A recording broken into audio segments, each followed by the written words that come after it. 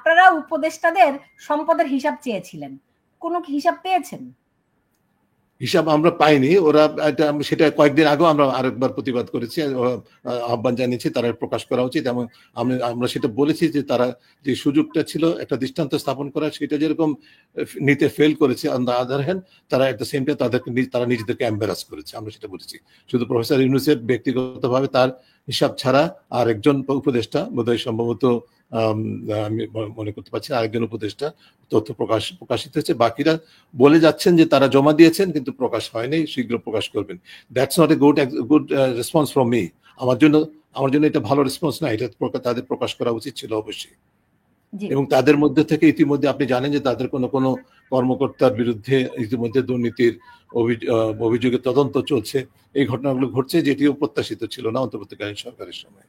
কিছু কিছু ক্ষেত্রে স্বার্থের দ্বন্দ্ব প্রসূত সিদ্ধান্ত হয়েছে, কিছু কিছু নিয়োগ প্রশ্নবিদ্ধ হয়েছে ব্যাপক। আমলাতন্ত্রে যে নিয়োগ নিয়ে যে ধরনের কর্মকাণ্ড হয়েছে সেগুলো অভূতপূর্ব অনেক দিক থেকে, এগুলো বলতে হবে, এগুলো সবাই জানে।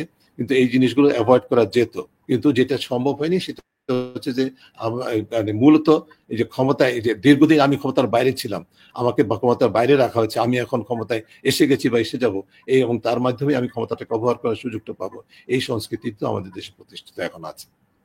রাইট। এবং এই সংস্কৃতির কারণে যে একটা মব সংস্কৃতি তৈরি হয়েছে নতুন বাংলাদেশে, এটা তো আগে ছিল না। মানে আপনার কি মনে হয় যে এই সরকার বা 5ই আগস্টের পরে একটি মাত্র অর্জন আছে, আমাদের নতুন একটা কিছু আছে, সেই নতুনত্বটা কি? সেই নতুনত্বটা হচ্ছে মব সংস্কৃতি, এর বাইরে নতুন কিছু কি আছে? এটা আপনি সেটার করে বলছেন, এটা নতুনত্ব একটা অর্জন বললেন আপনি, এটাকে এটা না, এর বাইরে আপনি নতুন কিছু দেখেন কিনা আপনি বলেন তো। এই জিনিসটা প্রথম হয়েছে বাংলাদেশে, এই 5ই আগস্টের পরে মব সংস্কৃতি আমি দেখি প্রথম, এর বাইরে আমি নতুন কিছু দেখি না। আপনি যদি দেখেন প্লিজ আমাকে সমৃদ্ধ করেন। আবার সাংবাদিক হিসেবে একেবারে প্রথম, এর আগে এটা ছিল না সেটা বলবো না, সেটা বলা যাবে না। মানুষ পথে ঘাটে মানুষকে নির্বিচারে হত্যা করেছে, মানে এটা না, কিন্তু আমাকে ফিনিশ করতে দিবেন তো, আপনি আমাকে ফিনিশ করতে না দিলে তো আমার কথা বলা, তাহলে আমাকে আমি কিন্তু বলি নাই যে আপনি যেটা মব চক্র বলছেন, মবতন্ত্র বলছেন, সেটা বাংলাদেশে নেই সেটা আমি বলছি না। এটা ঘটছে প্রতিনিয়ত। গতকালও যেটা হয়েছে, একজন প্রাক্তন প্রধান নির্বাচন কমিশনারকে যেভাবে হেনস্থা করা হয়েছে, এগুলো কিন্তু মবতন্ত্র, অবশ্যই অস্বীকার। কিন্তু বাংলাদেশের মানুষ পথে ঘাটে আইনকে নিজের হাতে তুলে নিয়ে মানুষকে হত্যা করে নাই, মানুষকে নির্বিচারে অপদস্থ করে নাই, এটা কিন্তু বলা যাবে না। এটা কিন্তু নতুন একটা বাংলাদেশে, পুরোপুরি নতুন সেটা বলা যাবে না। আপনাকে যেটা অ্যানালিটিক্যালি চিন্তা করতে হবে, একজন প্রফেশনাল সাংবাদিক হিসাবে আপনাকে যেটা অ্যানালিটিক্যালি চিন্তা করতে হবে, সেটা হচ্ছে যে এই যে আমাদের যে 5 আগস্টে যে মানে জুলাই অভ্যুত্থানের ফলে কিছু মানুষ যারা আন্দোলনে অংশগ্রহণ করেছেন সরাসরিভাবে, পরোক্ষভাবে অথবা অনুপ্রবেশকারী হিসেবে, তাদের একাংশের মধ্যে যেটা হয়েছে অতি ক্ষমতায়ন হয়েছে। তারা নিজেদেরকে অতি ক্ষমতায়িত ভাবছে। আমি এটা চাই, আমি এটা অর্জন করব, আমি এটা আজকেই করবো, এখনই করবো, আমাকে দিতেই হবে, এই সংস্কৃতি হয়েছে। এটি একেবারে বাংলাদেশের জন্য সম্পূর্ণ ব্যতিক্রম, এটা কিন্তু বলা যাবে না। পৃথিবীর বিভিন্ন দেশে যেখানে এই ধরনের বিশাল ধরনের পরিবর্তন হয়েছে, এটা ঘটেছে, এই ধরনের অতীতে ঘটেছে, এখনো ঘটছে পৃথিবীর। কাজে এই জিনিসটাকে আমি ডিফেন্ড করছি না, কিন্তু এটা যে ঘটেছে এবং এই যে অতি ক্ষমতায়ন, সেই অতি ক্ষমতায়নেরই নমুনা হচ্ছে এটা। যে কারণে শুধু আপনি যেই মপতন্ত্রের কথা বলছেন, এই মপতন্ত্র কিন্তু আমার একেবারে আমলাতন্ত্রের কেন্দ্রস্থলে পর্যন্ত আছে, পথে ঘাটা তো রয়েছেই। কাজে এই বিষয়টাকে কিন্তু মানে অবশ্যই একটা অত্যন্ত জরুরি বিষয়, কিন্তু এটাকে পলিটিসাইজ করার কোনো সুযোগ নেই। আপনি যেদিকে যাওয়ার চেষ্টা করছেন সেটা কিন্তু সম্ভব নয় বলে আমি মনে করি আর কি। ঠিক আছে, কিন্তু দেখেন, পলিটিসাইজ করা কোনো কিছুতে রাজনীতির বাইরে নয়। আমরা যদি দেখি সার্জিস আলম, হাসনাত, এরাই তো এই মপতন্ত্র শুরু করেছে। আমার কাছে এই ধরনের কোনো তথ্য নাই, কোনো ব্যক্তি সম্পর্কে আমি মন্তব্য করতে পারবো না। আপনার কাছে থাকতে পারে, আপনি সেটা নিয়ে কথা বলেন। আমি ব্যক্তি নিয়ে আমার জানেন যে আমরা বলছি না। ধরেন এনসিপি, এই যে মাত্র কদিন আগে আমি দেখলাম যে পুলিশ একজনকে আটক করেছে ধানমন্ডি থানায়, এই সার্জিস আলম গিয়ে তাকে উদ্ধার করে নিয়ে আসছে। আমি জানি না, না, এটা আমি তার পক্ষে বা বিপক্ষে, যদি সেটা সার্জিস আলম হোক তারা আর কিছু যেই হোক, হলেই করবে রাজুতে না আয়, মানে না না, ডক্টর ইউনূসের এই হোক সরকার। না কেন, যদি যদি আপনার এই যে তথ্যের উপর ভিত্তি করে আপনি অভিযোগটা তুলছেন সেটা যদি সঠিক হয়ে থাকে, সার্জিস হোক আর যেই হোক, তাকে জবাবদিহিতা নিশ্চিত করা উচিত অবশ্যই। সেটা আমরা মনে করি এটা অপরাধ, এটা কেউ করতে পারেন না। রাজনীতির নামেই হোক, অন্য যেভাবে আন্দোলনে বিজয়ী শক্তি হিসাবেই হোক, যেভাবেই হোক না কেন, এটা কোনো অবস্থায় গ্রহণযোগ্য হতে পারে না। এটাকে আমাদের প্রতিবাদ করতে হবে। এটা আপনি করবেন, আমি করব, দেশবাসী করবে। দেখেন, কালকে যেভাবে করে সিইসি কে, সাবেক সিইসি কে হেনস্থা করা হয়েছে, মানে এটা তো ওই যে দুর্নীতির ধারণার সূচক, এটা তো একটা সেই সূচকের মতোই, যে অন্যদের উপর একটা মানসিক চাপ তৈরি করা, যে আমার পরিণতিও এরকম হইতে পারে, রাইট? ডেফিনেটলি এটা তো এটা কোনো আমি যেটা বলছি কোনোভাবে এটা গ্রহণযোগ্য নয়। তো এটার সাথে আপনি দুর্নীতির ধারণার সূচকের মানে লিঙ্ক করার তো আমি কোনো কারণ দেখতে পাচ্ছি না। না, এখানে যেই জিনিসটা তাহলে ঘটেছে সেটা হচ্ছে যে, আমি আপনাকে বলি, আপনার ব্যাকগ্রাউন্ড একটু শুনতে হবে। একটা হচ্ছে নির্বাচন প্রক্রিয়া সংস্কার কমিশনের পক্ষ থেকে একটা সুনির্দিষ্ট প্রস্তাব আছে যে যারা এই নির্বাচনগুলোতে, কর্তৃত্ববাদের মেয়াদে নির্বাচনগুলোতে যারা নেতৃত্ব দিয়েছিল, তাদের জবাবদিহিতা নিশ্চিত করতে হবে যথাযথ তদন্ত সাপেক্ষে।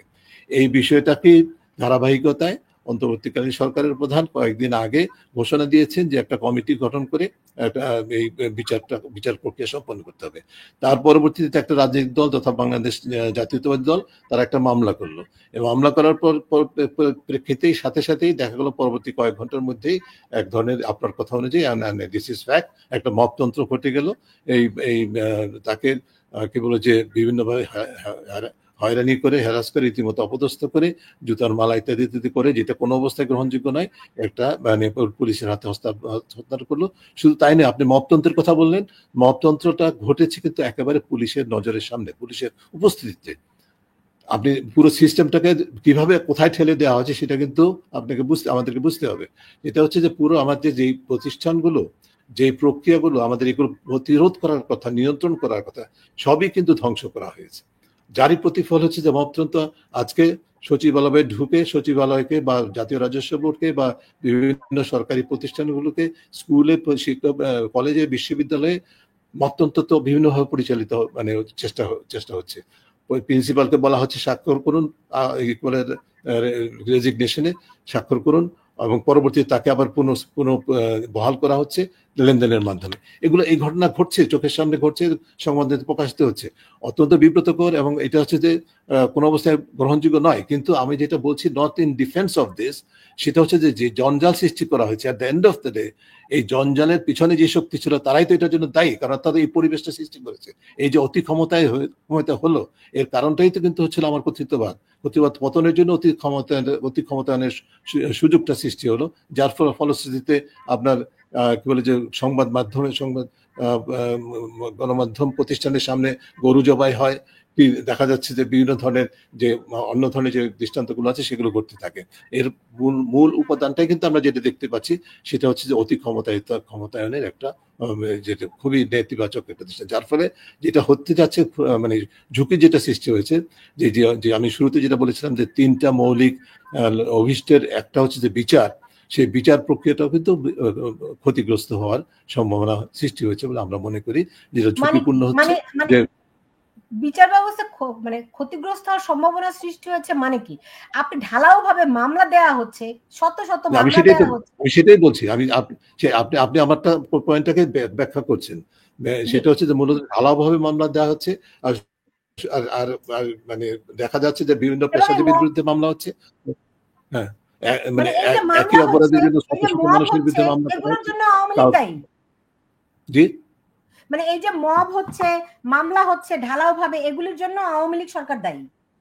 না, এটা তো আমি বলিনি আওয়ামী লীগ সরকার এটার জন্য দায়ী, আমি সেটা বলছি না। আপনি বলছেন ধারাবাহিকতা, যেহেতু কর্তৃত্ববাদী সরকার ছিল, ধারাবাহিকতা, হ্যাঁ, যেহেতু কর্তৃত্ববাদী সরকার ছিল, সুতরাং এখন যেই ঢালাও আপনি একটা ইমাজিন করেন, আমি কিন্তু কে দায়ী নয় সেটা বলছি না। আমি আপনাকে শুরু থেকে বলছি, এই সংস্কৃতিটা কোনো দলের এক মনোপলি ছিল না। এখনো বলছি, এখনো এই সংস্কৃতির কোনো মনোপলি, কিন্তু এই পারস্পরিক প্রতিযোগিতার মাধ্যমে একটা দল তো এটাকে এক্সট্রিমে নিয়ে গেছে, যেটার জন্য তার নিজেকেও মূল্য দিতে হয়েছে এবং জাতিকে মূল্য দিতে হচ্ছে। এটা তো আপনি অস্বীকার করতে পারবেন না। আপনি ইমাজিন করেন একটা situation, for a moment imagine করেন হাইপোথেটিক্যালি যে 2008 নির্বাচন জাতীয় আন্তর্জাতিকভাবে গ্রহণযোগ্য ছিল, এটা নিয়েও প্রশ্ন আছে। আমি হ্যাভিং সেড দ্যাট, এটা একটা নির্বাচন হয়েছিল। এই নির্বাচন পরবর্তীতে নির্বাচিত সরকার যদি তার গণতন্ত্রের পথে যদি অটল থাকতো, তাহলে কি বাংলাদেশে কর্তৃত্ববাদের বিকাশ ঘটতো? পরবর্তী নির্বাচনগুলো সুষ্ঠু নিরপেক্ষ নির্বাচন যদি হতো, তাহলে কি বাংলাদেশে কর্তৃত্ববাদের বিকাশ ঘটতো? তাহলে কি চূড়ান্ত পর্যায়ে যেভাবে তৎকালীন সরকারকে পালিয়ে যেতে হলো সেটা কি ঘটতো? তাহলে কি ওটা যদি গণতন্ত্রের পথে গত 15 বছরের সরকার যদি থাকতো, তাহলে যে একদিক থেকে যেরকম কর্তৃত্ববাদের বিকাশটা হতো না, ব্যাপক দুর্নীতি, অর্থ পাচার, সেটাও কিন্তু অন্ততপক্ষে একটা সীমারেখার ভিতরে থাকতো বলে আমরা আশা করতে পারি।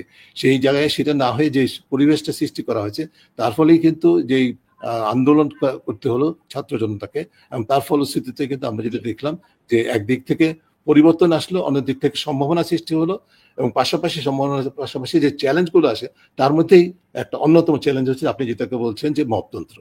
এই মপতন্ত্রতে যে রিয়ালিটি ইন বাংলাদেশ টুডে, এটা তো কেউ অস্বীকার করতে পারবে না, ঠিক আছে, কিন্তু এই ধারাবাহিকতাটা আমাদের বুঝতে হবে। জি, আমি বুঝতে পেরেছি। এখন ধরেন আওয়ামী লীগ 15 বছর ক্ষমতায় ছিল, তারা কর্তৃত্ববাদী ছিল, নির্বাচন দেয়নি, অনেক সমস্যার সৃষ্টি করেছে। এখন এই সরকার পতনের আগে পরে যেভাবে করে পুলিশ হত্যা করা হলো, থানাগুলো জ্বালিয়ে পুড়িয়ে দেয়া হলো, এই সংক্রান্ত প্রতিবেদন আপনাদের আছে কিনা? 1 নাম্বার প্রশ্ন। 2 নাম্বার, আমি জানি আপনারা বেসিক্যালি তথ্য সংগ্রহ করেন, কালেক্ট করেন নিউজ পেপার থেকে, রাইট? পত্রিকাগুলো। জানি ভাই, আমি সরি, আপনাকে এখানে থামাতে হবে। এই পুরানো ন্যারেটিভটা বন্ধ করেন। 1 নম্বর হচ্ছে যে আপনি পত্রিকায় কাজ করেছেন, আপনি পত্রিকায় যারা কাজ করেছেন তাদের সহকর্মী। পত্রিকা যদি একটা রিলায়েবল সোর্স অফ ইনফরমেশন না হতো, তাহলে কিন্তু আপনি গণমাধ্যমের কোনো স্বাধীনতার জন্য সোচ্চার হতেন না, গণমাধ্যমের কোনো গুরুত্ব থাকতো না। এটা 1। সেকেন্ডলি হচ্ছে যে আমরা শুধুমাত্র পত্রিকা নির্ভর গবেষণা করি, এই যে ন্যারেটিভটা, এটা রাজনৈতিক দলগুলো করে। আপনি একজন সংবাদকর্মী হয়ে এটা করবেন, এটা কিন্তু আমার কাছে খুব অবাক লাগে। আমরা সুনির্দিষ্ট গবেষণা ছাড়া, গবেষণার নিজস্ব পদ্ধতিতে আন্তর্জাতিকভাবে গ্রহণযোগ্য মেথোলজি অনুসরণ করে আমরা গবেষণা করি, তার উপর ভিত্তি করে আমরা কথা বলি। এই যে এই পত্রিকা ন্যারেটিভটা আপনারা এটা বন্ধ করেন আপনি প্লিজ। আমার হয়তো বলায় ভুল ছিল যে মানে ওইটা একটা মানে পত্রিকাগুলো আপনাদের একটা বড় সোর্স, ওইটা একটা ইনিশিয়াল সোর্স ধরে দেন আপনারা নিজেরা ইন পারসন ওই জায়গাগুলিতে গিয়ে গবেষণা করেন, তথ্য উপাত্ত সংগ্রহ করেন। এটাই ওই জায়গাগুলিতে না, ওই জায়গাগুলো ঠিক আছে, বলেন আপনি। এখন আমার প্রশ্ন হচ্ছে যে একটা হচ্ছে কি পুলিশ হত্যা, পুলিশের উপর হামলা, মানে অভিযোগ হচ্ছে যে সিস্টেম্যাটিক ওয়েতে আমাদের পুলিশ মানে আইনি কাঠামোটাকে ধ্বংস করা হয়েছে, এবং এই জন্য পুলিশের ভিতরে পুলিশ মেরে ঝুলিয়ে রাখা হয়েছে, কারণ এই পুলিশের ব্যবস্থার মধ্যে একটা ভীতিকর পরিবেশ সৃষ্টি করার জন্য। তো এই খবরগুলো পত্রিকায় কতটুকু প্রকাশিত হয়েছে, এবং এই সংক্রান্ত কোনো অবজারভেশন, কোনো তথ্য উপাত্ত, কোনো কিছু আপনারা দিয়েছেন কিনা, এই হত্যার বিচার হওয়া উচিত কিনা পুরো সিস্টেমটাকে রিভাইভ করার জন্য? আপনি এটা নিয়ে সুনির্দিষ্ট গবেষণা আমরা করিনি, করতে পারিনি, সেই কারণে আমাদের গবেষণা তথ্য নেই। তবে এই যে ঘটনাগুলো ঘটেছে, পুলিশের উপরে নির্যাতন হয়েছে, পুলিশ হত্যা করা হয়েছে, সেটা সম্পর্কে তথ্য আমাদের 100 days অফ ইন্টারিম গভর্নমেন্ট একটা রিপোর্ট আছে আমাদের ওয়েবসাইটে, আপনারা সেটা দেখবেন, সেখানে সেটার উল্লেখ আছে, এবং সেটা আমরা সেটার কঠোর সমালোচনা করেছি। বাট হ্যাভিং সেড দ্যাট, আপনি Let me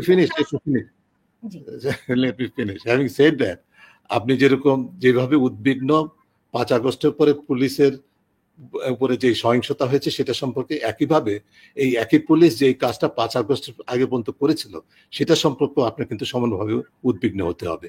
একটা ক্রাইম ক্যানট জাস্টিফাই অ্যানাদার, আমি কিন্তু সেটা বলছি না, কিন্তু পুলিশ বাংলাদেশের ইতিহাসে যা করেছে আইন প্রকাশ সার্বিকভাবে, সেটি কিন্তু পৃথিবীর ইতিহাসে বিরল, এবং সেটা একেবারে ভেরিফাইড ডকুমেন্ট আপনার আছে, ইউএন এর রিপোর্টটা আছে, আপনি দেখেন।